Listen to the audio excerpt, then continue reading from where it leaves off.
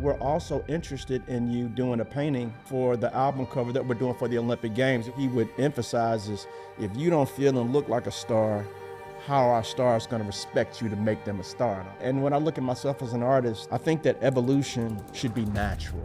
You know, I was born an artist, creative, like that was always in me. Be authentic to that as you possibly can. I wish I could say that eventually they're going to find you, but that's not the case. Yeah. You know, you have to go get it. You know, I spend a lot of time journaling and note-taking ideas and things like that, but I also spend a decent amount of time like finding out what is happening in the world, culture, and business. How can I get my design there or my fine art there? Yeah. Like that's a job in itself. Some big agencies and brands, like, they don't know what they need until you position what you do as a beneficial vehicle. When in doubt, just have good taste. Today, I get a chance to sit down with my good friend DL Warfield, just creative extraordinaire, artistic director of some of your favorite things. From the album that made the Olympics in 1996, to OutKast, to T.I., to TLC, to Babyface, to Usher, some of your favorite artistic campaigns. Also trained as a fine artist, where he's been commissioned by your favorite companies ranging from Nike to Adidas.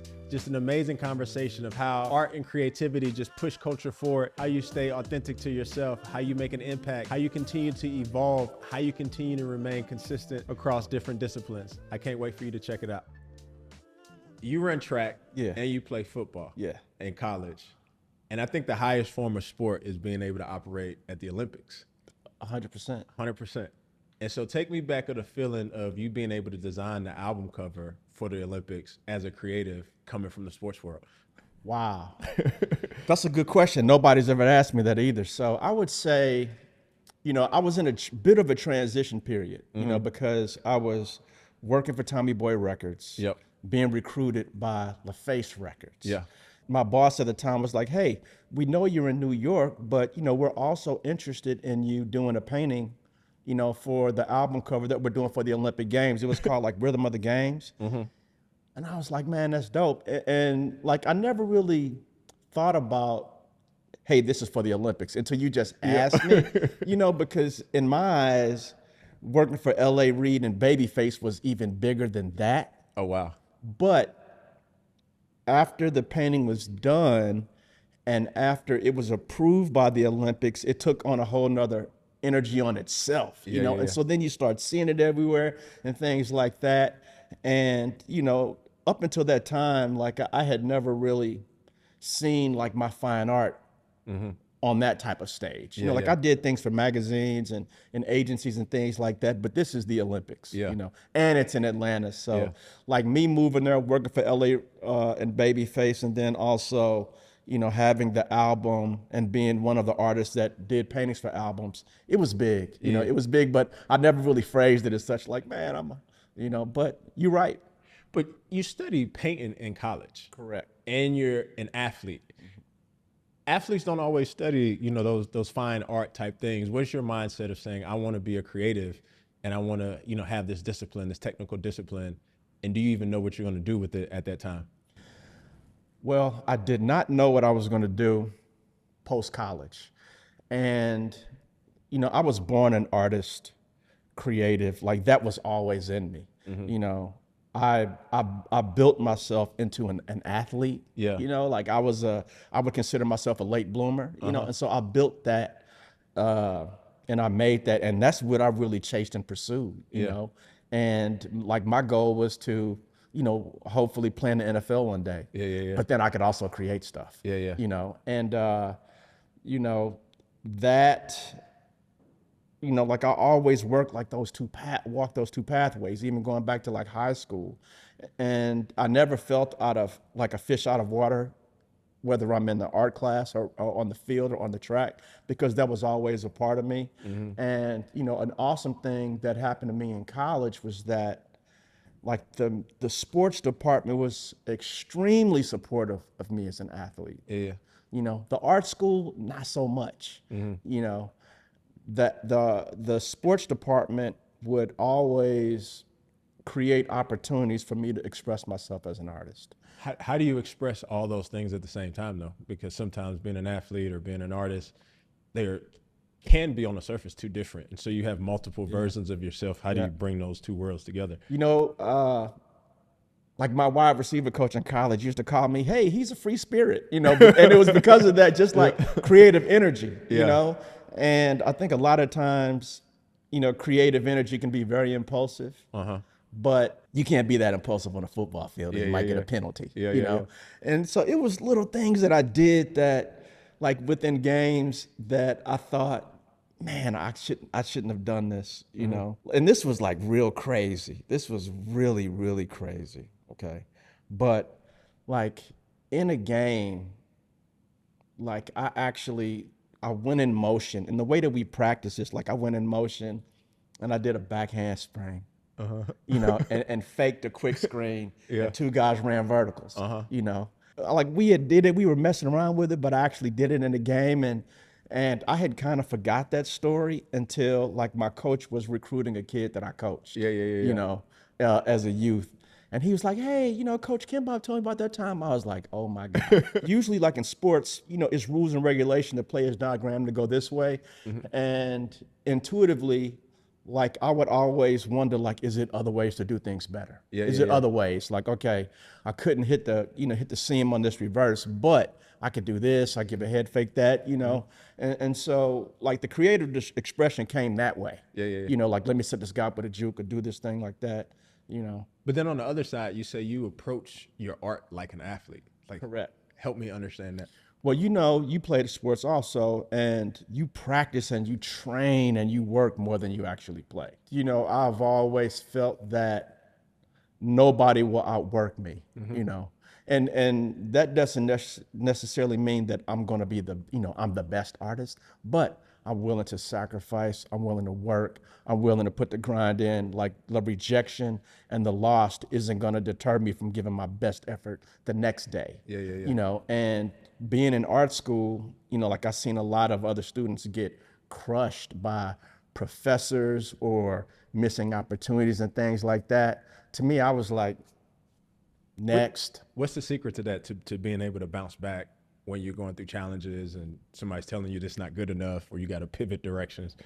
Resilience, you know. I think you're not as good as you think you are, you know, and you're never as bad as you think you are. And so that's what we always told kids when we coached. That's what coaches told me, you know, in games and things like that. And so to me, it's always been very, very humbling when you hear that, you know, and it puts you, and I think that it grounds you, you know. And I think even as a fine artist, you know, you could be very creative and expressive and a free spirit, but it's a part of what it's going to take for you to make it, sustain, and be successful is that grounding, you know. And so sports is like the work, the you know, getting mad at your coaches and the competition and your body's hurting, like that's the grounding part, you know.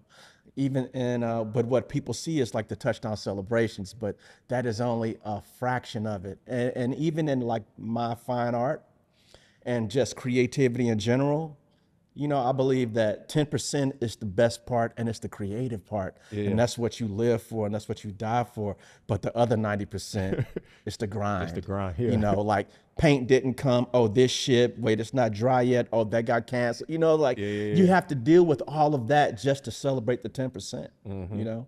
And so if you look at like the length of a football season, you know, the Super Bowl is just one game.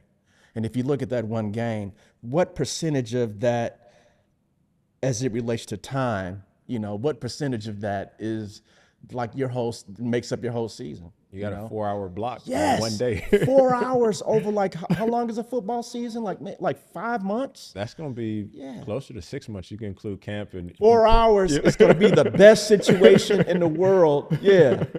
If you win. Versus 6 months. You know, so like art, it might not be that extreme, but the reality is like for you to achieve that 10% of like the best feeling that you have about what you're doing and the best execution with the final results of what you did, that's only 10%. So fine art is a very different discipline than creating cultural direction and, you know, artistic direction for someone like Babyface or OutKast or Michael Jackson or TLC or Usher. How do you get into that world where you're now in the music business from a painting perspective? Because that on the surface doesn't seem like a clean line.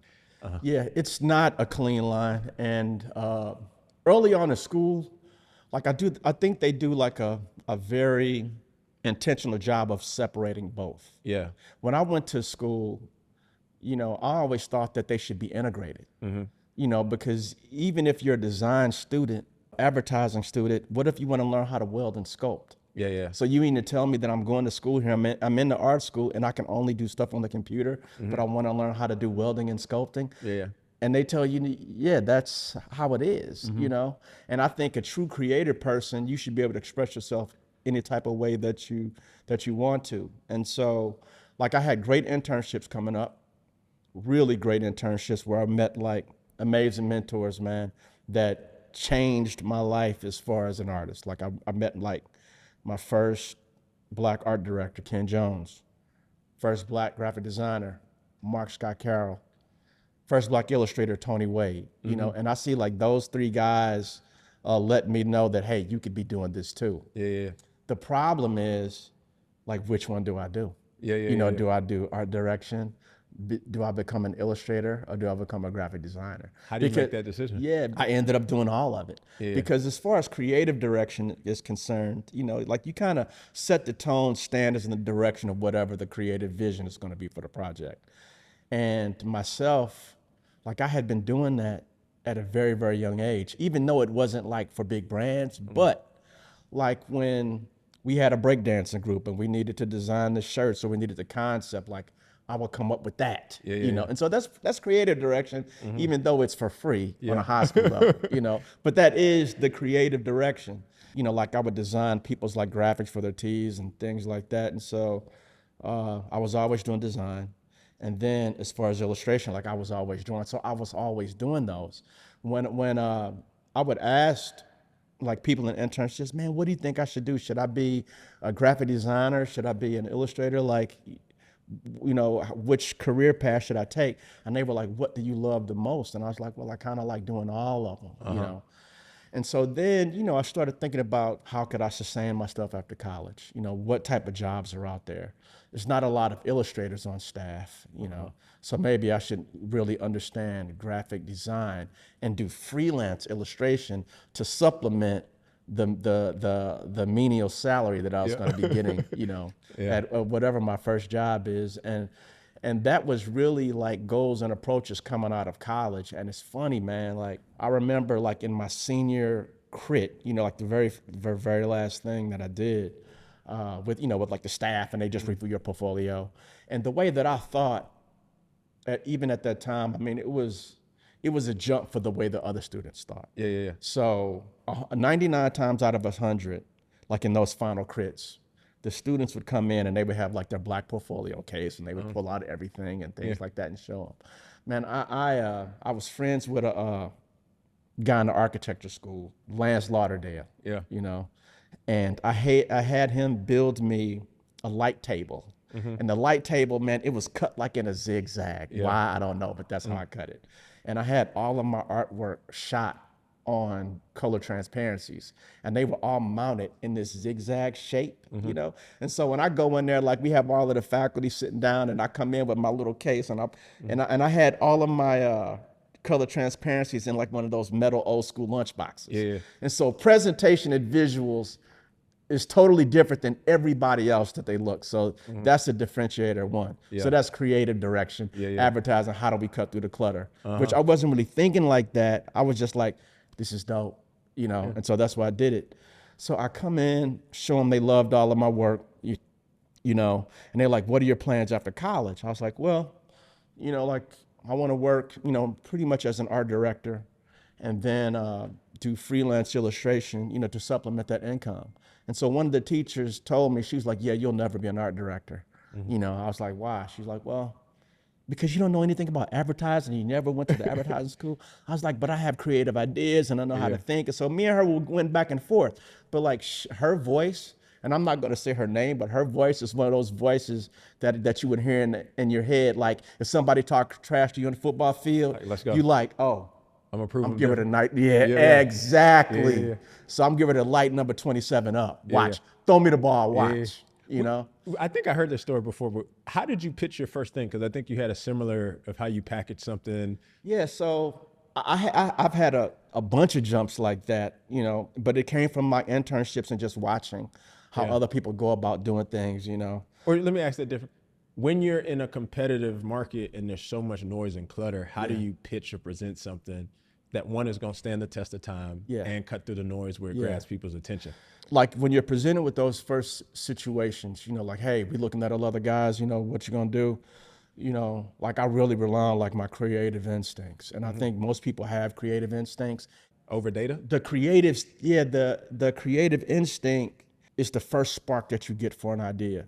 You know, I think analyzation and conversations can talk you off that creative instinct, but you know, it might be a good idea, it might be a bad idea, but it's like the creative instinct. And so, you know, like with my situation with LaFace, like they love me, but they were like, man, he's too young, like we need to look at some older candidates. I was like, man, it's no way I'm not getting that job. You know? And so like I went from, and this was like within 3 minutes, I went from that conversation to like, damn, you know, like, so never like, I was never the type to be like, oh man, this is terrible. Like life's not, I was like, forget that shit. I'm going to get it. You know? And so I was like, man, I'm going to send him a bomb. I was just seeing everything unravel after I said that, yeah, I'm going to do this. What year is this? So this was like 1995, like in Pre- probably like May. Pre, like when you used to be able to send bombs in the mail, you know, it was pre that, but it was 1995, you know, like the person that ended up hiring me told me that same day I was at Tommy Boy as the clothing designer. I went home from work early. On the way home from work, I stopped by a prop store, bought fake dynamite, wires, like clay to package it, like to package it so that it looked like C4, wired all of this stuff together, attached it to a clock that I had ticking, cut out letters in magazines that said, hire DL Warfield to get the job or else. Took that, FedExed it to LA Reid, and two hours later, that, you know, that day, the next day, they called and made a job offer. But it was really that. It's like, man, when you back into a corner, like what you gonna do? It's like, Mo, it's 4th and 13, 20 seconds left. Yeah, they're doing cover 0. Can you beat this guy? And that's how I looked at it. Hearing you talk, you can't play at a low level. Like you can't just be like, oh, I'm gonna just show you anything, because the expectation is so high.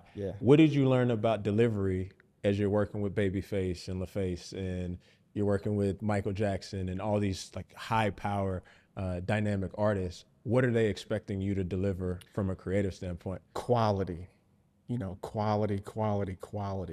Like LaFace Records, you know, what was evident was the level of delivery when it related to class. And so like the music industry, when I first got down here, like everything LaFace did was first class. And so employees felt some kind of way, even like the way that the business card looked, like you just felt like a sense of like, yeah, I can't be doing that. I work for LaFace. You know, class really spoke to like the level of expectations and deliveries. You know, like LA, you know, who ran LaFace, very good taste level. Even still to this day, I mean, very, very good taste level, you know. Even if we didn't see eye to eye on things, like he never had bad taste. He might not have just liked something, but he always, I would say, he would always have good taste about things. And, you know, from, you know, the artwork to the way that the artist looks to, you know, what, you know, like what our corporate dinners were. You know, it was just always first class. And so you get a sense of that, like you act different, you walk different. Like he expected you as an employee to like present yourself almost like a star, you know? And one of the things that, you know, he would emphasize is if you don't feel and look like a star, how are stars gonna respect you to make them a star? And I was like, 100%. You know? So I think one of the things that's interesting, athletes have a shelf life. You play for a certain amount of time. Even entertainers have a shelf life where, you know, you're the hot artist for X amount of years. How have you maintained your longevity from the 90s to the 90s? Well, to now? Like, how do you stay relevant? How do you stay culturally in the loop? How do you keep producing stuff that stands the test of time? Right. So I think first with the culture, like I have always authentically been in the culture.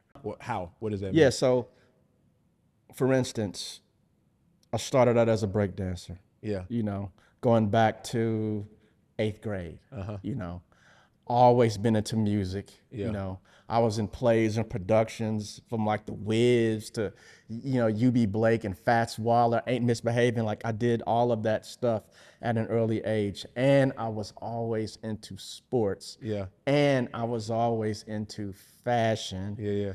Yeah. But these were things that it was just in me. You know what I mean? Like I didn't have to say, man, I really need to learn about that. Like this is just always what I was just into. From that to like animals, you know, like I could draw straight lines to like what my influences were to like what I didn't pay attention to. You know what I mean? And so I was always into that stuff. So I never really felt like I was walking into a different room. I felt like I was just in the room already. Yeah. Yeah. You know, so I think that is how I've been able to stay culturally relevant. You still break Also, dance? huh? You still break dance? I still can, but I mean, the last time I think I did windmills, man, it might have been when I was coaching track and I pulled a hamstring, you know. But I could still get loose, but it don't feel the same. And then I'm like, you got to be under 175 pounds to be a breakdancer because you can't be 195. Yeah. Well, It hurts. what does that look like now though of staying culturally in the loop? Yeah, culturally in the loop. Well, I do most of my observations now from a distance. Yeah. You know, because even though like I'm still working in the industry with artists and things like that that are moving the needle of pop culture. Yeah. You know, I'm definitely like a sponge of like things that I see. You know, from culture, from you know, from the United States to Japan. Like I'm always looking at things. You know? Yeah. And so like I authentically like follow like the breakdance movement. I authentically follow the sneaker culture. Yeah. And things like that. You know, you can't do everything and you can't follow everything, but I'm a fan of all of that kind of stuff, like authentically. So you're staying close to your Yeah, original source of and inspiration. 100%. And then I'm also like, you know, fashion and music play the biggest part in my practice as a creative director and an artist. You know, fashion, I get ideas for color combinations that way. I get ideas for the dramatic look in advertising and the garment draping that way. Music sets the tone, you know. Like all of my artwork has some type of soundtrack that goes with it. You know, I could show you paintings and be like, man, I was listening to this, or this song kind of made me feel like this. Whether it's you know, abstract, you know, something more abstract, or something that's literal and more figurative, you know. But Miles Davis could possibly be my biggest artistic influence, and he was a true creative. I mean, he painted as well, but obviously he was a trumpeter. But his attitude, his the brashness, he always, he changed his music 7 times. I mean, and when I look at myself as an artist, I think that evolution should be natural. You know, sometimes you can just make an intentional evolution of things, you know, but even like me as a fine artist, just like now, I work more in mixed medium and sculptural, but in the beginning it was all painting. It was oils and pastels. Go back to that, because sometimes people wrestle with that natural progression and they don't want to evolve. They want to be stuck in the 90s, or we used to be known for this. Yeah.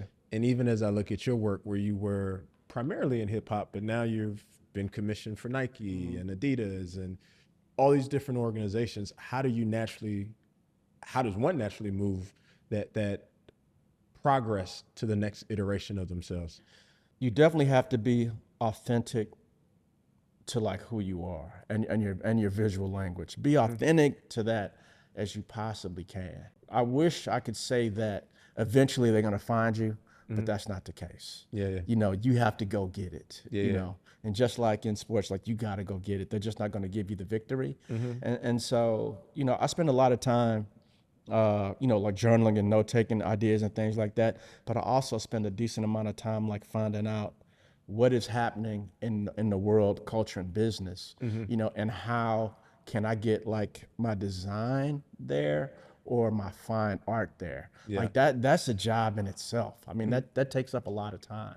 What is that balance though? Because sometimes people only look at themselves as the thing that they do, where you could create all the art in the world and nobody buy it. Right. And so how do you put on your entrepreneur hat, your business hat, and your artist hat and make sure those two things are in harmony with each other? Well, I got to benefit from like working at creative places that had a lot of working artists. When I interned at Merritt's, they had over 100 illustrators and designers. Everybody had their job and everybody had their side hustle. Yeah. And so I seen like how they would go about getting those opportunities, and and even talk to them why they were going out to get the opportunities. One, it could be financial gain, or it could be just creative expression. Yeah. Like at my job, I can only do this, but for these guys, I can do that. And so then like for myself, it's kind of like it's somewhat the same. Some big agencies and brands, like they don't know what they need, until you position what you do as a beneficial vehicle, and I have had some success doing that, pitching ideas and then getting and aligning it with like their brand and getting it to sign off and buy off. And that's like, it's a great feeling. But again, it's only like that 10% that I mentioned. But it is a great feeling to figure out, okay, I came up with the play to help win the game. Now we got to keep making more plays to win the season. Just how do you view relationships? Because, I saw you at the music shoot at the Ben Stadium, and a lot of these relationships you've had for tons and tons and tons of years. Yeah. How has that helped how has having great relationships helped your career, and how have you been able to maintain those relationships? Man, tremendous. I definitely wouldn't be sitting here with you without it. But relationships are extremely important. A lot of the relationships that I have that are real strong relationships, like we started as friends first, and then we worked on some stuff together. Yeah. We've all heard, hey man, just be a good person. And then do what you say you're gonna do. Yeah. Like you're not always gonna be perfect, but if you try to like always hit those two things, then I think you're gonna be all right. As a fine artist, it takes people to speak about your work outside of you, because you could only say so much. Like you got to show them, but it's other people that create opportunities, open doors, and things like that. And I have definitely had like some great people to do that for me. And even, like specifically, like you see me at the Mercedes-Benz thing for T.I. Me and KP have been working together probably since 96, on stuff, I mean, whether it was Full of Face Records or for his own personal group, just fast forward, like we're still working together on T.I.'s project. Like I remember when he first brought T.I. in the door, and I was like, damn, this little dude is dope. And to say that we're still working together, I think it says a lot. I mean, really, for not just for me, but just for all of us, and the respect level that we have for what we do. A lot of times people feel that they need to move and pivot and things like that because of whatever, it's time to make a change. Sometimes you do need to make a change, but then sometimes, it's probably wise, like if it's not broke, don't fix it, And, like I do believe that creatively, like it is certain puzzle pieces that should never be taken apart because they always make things fire. Like Jermaine Dupri working with Usher. Like that's always gonna be dope. I believe like, Babyface and Tony Braxton. It's the same thing. Like it's always gonna be dope. Then you might even say, Belichick and Tom Brady. I mean, it could be like, so some things just go together like that, And but again, like those relationships, man, even like in the city, like it's been incredible people that have created opportunities for me out of nowhere. And they definitely gave me this platform that I do have to do what I do. Define fine art though, because you see, all types of things. People can create art anyway. How do you create a piece that is valued, that's respected, that somebody wants to hang in their business, put in their home, that could be at, Art Basel down in Miami, where you're truly an artist, but what does that actually mean when you're creating? Well, here's one thing that we can both agree on, like you never know.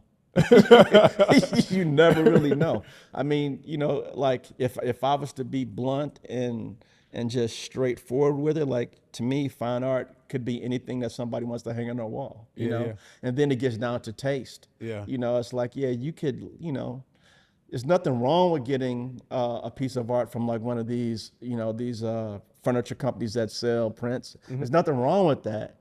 But, maybe you should look at going to an art gallery and buying a piece of art, if you really want to get into that. Or maybe you should support like local college artists and buy one of their pieces. And it really gets down to the taste, because you can hear people debate all day long, and even like I have had some success as a fine artist. Like I can't be the judge of like what fine art is. I can only be the judge of like what I like, but to me, it's like a few non-negotiables, like the quality of material, I think like that is very, very important, and then I think like financially as a fine artist, like tracking the scale of what you sell over time. I think that really helps to legitimize like you as a fine artist from a business standpoint. Like I've met artists that like they've never sold $1,000 piece, but their first piece could be $20,000. And I'm like, well, what's the most you've ever sold? And it's like, $750. I'm like, well, you might not want to sell this first piece for $20,000. I mean, that's just a little bit of advice, but you kind of got to think about that, because people do get into it just, they can think it's a hustle. Like, let me get into this art game. I'm gonna start slinging. It's not like, people tend to see right through that. It's definitely a journey. It's almost like, I would probably say it's no rules, it's amazing. I mean, now you see, like you can see like celebrity music entertainers, hey, I'm painting now, which is like, who's to say that they can't? But, it's like the celebrity factor is weighing into their art practice, and maybe people like it, maybe people don't, but. Couple rapid fire questions as we come down the home stretch. How do you convince Pink to dye her hair pink? Man, Pink to dye her hair pink, like that was easy, because Pink. Was that her name at the time? Huh? Was that her name? Yeah, but the first iteration was like Mr. Pink. Yeah. And then it just was Pink, At the time, like right before her album dropped, it was like 4 white, blonde, pop female singers. Yeah. It was her, Britney Spears, Mandy Moore, and Jessica Simpson. And so that's like, man, we got to do something to make her, stand out. It's like, dye her hair pink. Yeah. I called her. She's like, I'm with it. We got the dye. She dyed it, came up to the office. Like, I still have those Polaroids, And that was it. But she was with it. I mean, her energy, like she was like a skateboard, hip hop, grunge. She was almost like a female version of Limp Bizkit at the time. You know what I mean? Like she was about the edge. She's from Philly. So she wasn't, like a dainty little chick. Like she was a little, she had edge to her.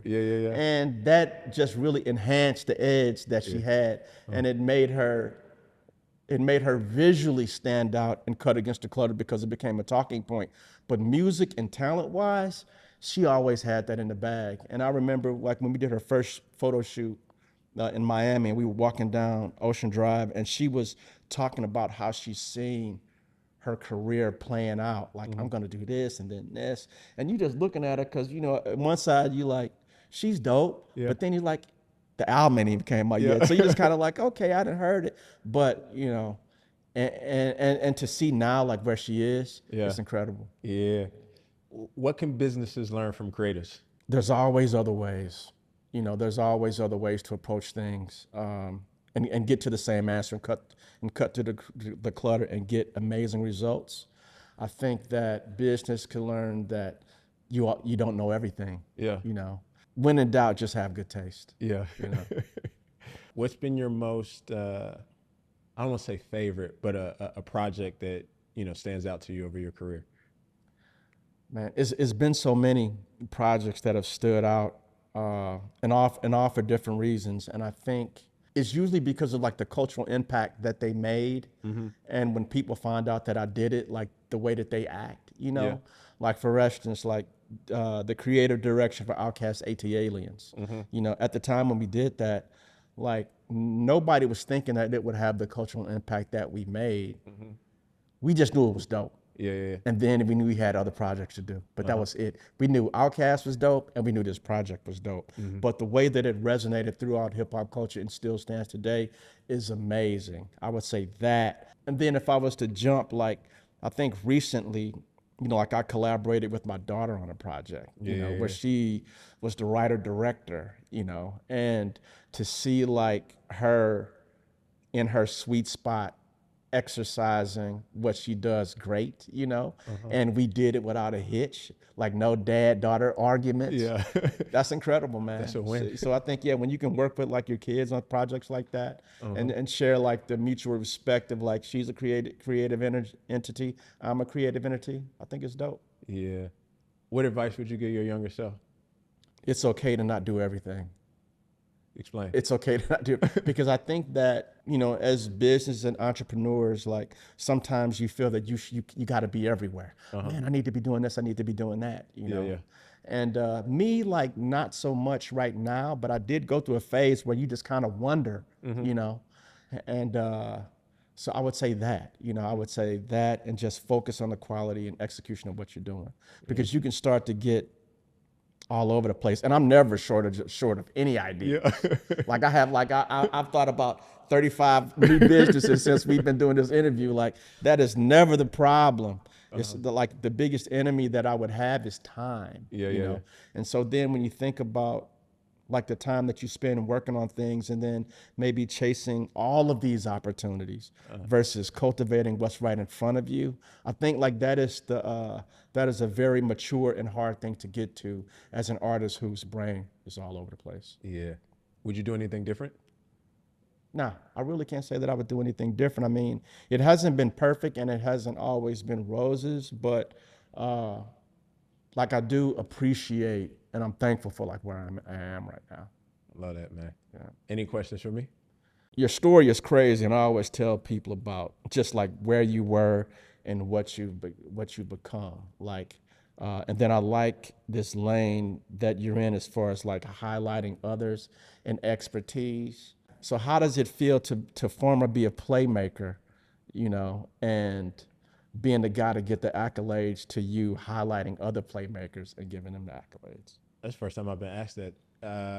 I think I'm a student, bro, and I appreciate just the greatness in people. Yeah. And I find myself in these conversations where I'm asked things that I don't have the best lens on. Right. And so it's like instead of making something up and leading somebody down a path that puts them in a worse position, it's like I got all these cool friends that I value their opinions, I value their thought process, and I'm learning. I'm a student in this seat, and so selfishly, I'm appreciative that I can learn from other people and take conversations that we may not have had before.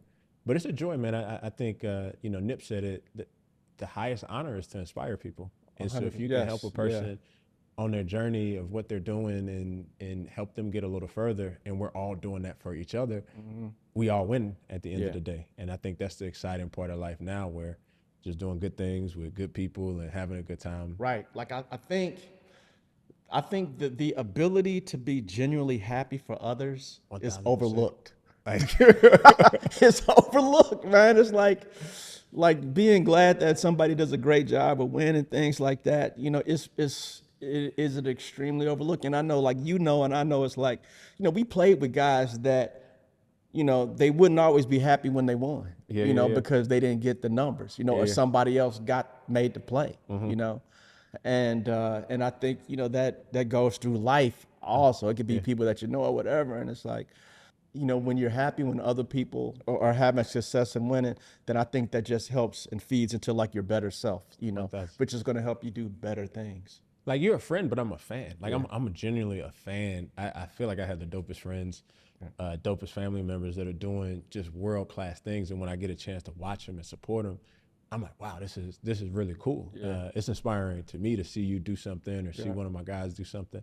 And so, it's such a underrated thing. And if you got people around you that are just cheering you on, you're like, oh, I'm gonna take it to another level. Right. Yeah. And then you see so that is, and it's funny, like that's another thing that I learned. I think a lot of times as a creative entrepreneur or whatever, it's like you could be chasing things that are swimming away from you. Talk about that more. Yeah, you could be chasing things that are swimming away from you, but it's like, but you don't go at the things that are coming to you. Like I've heard it said a bunch of ways, but they were like, man, go where you love, go where you celebrate it. And when you sit back, it's like, man, it makes it it makes it easier. It makes the pathway easier. 1000%. You know, it's like, man, they love me. I love them. Let me go build something with them. Yeah. Versus, you know, getting ignored from, you know, like these associates or these groups. And that's another like maturing thing that you got to go through. It's like, okay, I get zero energy from them, but everybody over here is starting like a DL Warfield fan club. Let me go and do that with them. Man, I mean, I've had like experiences like, you know, like that where I was like, man, what am I doing? Like, what am I, you know, it makes things easier. Bro, one of the coolest things I learned was there's so many different forms of intelligence, and there's a ton of different people that all like different things. And so if you can figure out what is my giftedness and where are the people that are going to celebrate my giftedness, and I keep moving through that, good things are going to happen. And I can bring my authentic self. I don't have to shape and mold over here for people that don't actually want me to over there anyway. And that lasts forever. Yes. Yeah, it does, man. And it's like, you know, they open the door for you, you open the door for them, they open the door for you, and it just keeps going and going and going. And then before you know it, I mean, like your story and your path is so long that, you know, it's an incredible journey. 1000%, man. Well, I look forward to continue to watch your journey. Tell Lisa we didn't create no damage. Lisa don't play.